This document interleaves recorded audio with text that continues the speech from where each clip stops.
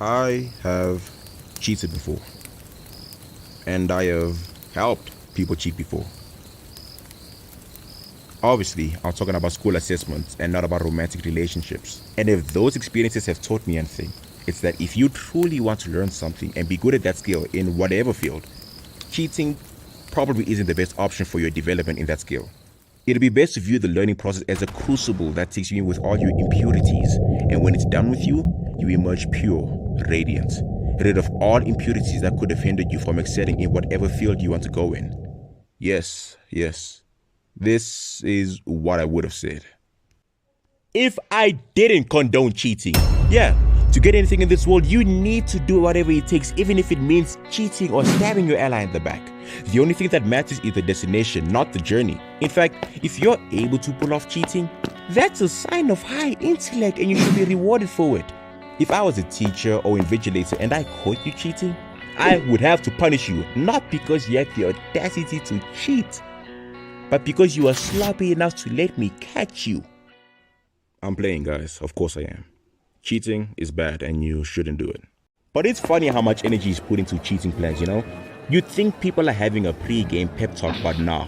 You see people coming up with plans such as, let's learn Morse code with our pens, and if I tap my pen on the table, pay attention. Or, if I cough once, the answer is A. Twice is B. If only such energy was put into actually studying, you know? I remember this time in grade 11, I was getting cooked by this Afrikaans creative writing exam on some Naruto writing the tuning exam type cooked. And in the middle of my mediocre formulations of my hits and khs, I noticed something. A phone.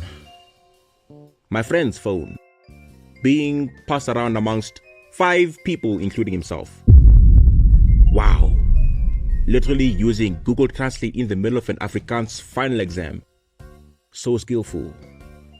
Or I don't know, maybe it wasn't skill. Maybe it was because our one and only invigilator was a student teacher, but I don't know. I still somehow passed that exam though. I don't know how, but I made it without cheating. This is just one of many cheating moments I remember from high school.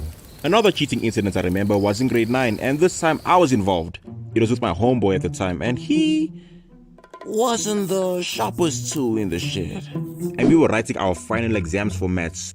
Being the concerned friend I am, I told him, bro, I'm not letting you die, man. I'll help you cheat. And then he was like, okay.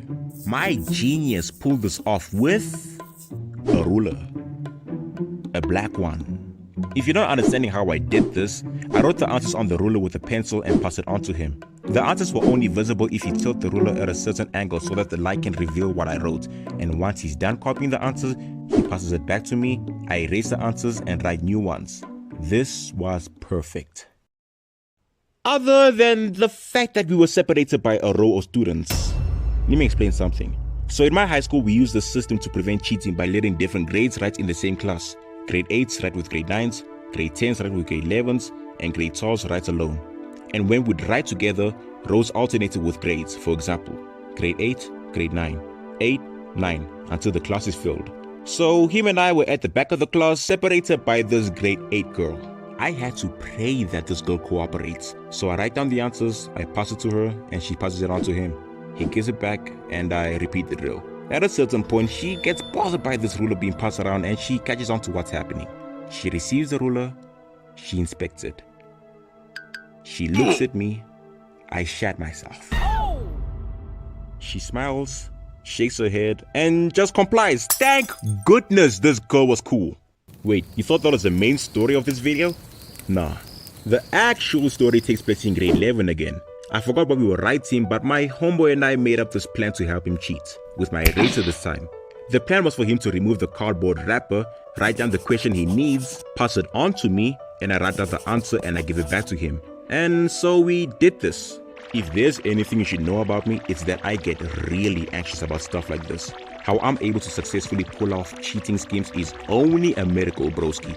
So, at a certain point in the exam, he gives me back the eraser, I pull out the wrapper, and my heart sinks. This whole time, I've been helping him with short answers that could actually fit in the eraser. But now this time, he asked for a freaking paragraph question. Imagine, unserious behavior. And so I got anxious that I might raise suspicion by writing on an eraser, so I kept the eraser. Some time passes and he signals to me that I should give him back the eraser. By this time, I'm stressed because not only was I getting cooked by some questions, but I also have to worry about this dude's paragraph. So I took the eraser and gave it back to him. Damn. I quickly stepped on it and I kept my foot there. I didn't want to raise suspicion by picking it up and giving it to him.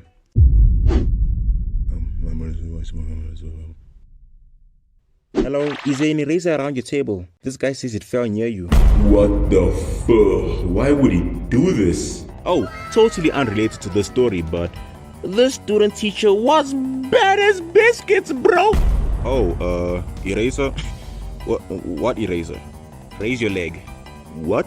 Raise your leg. Oh no. It's chai. It's chai. It is over for me. It's chai. It is over for me.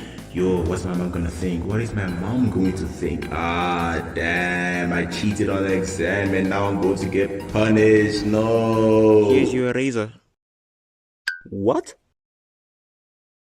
Oh my gosh, I thought I was gonna die.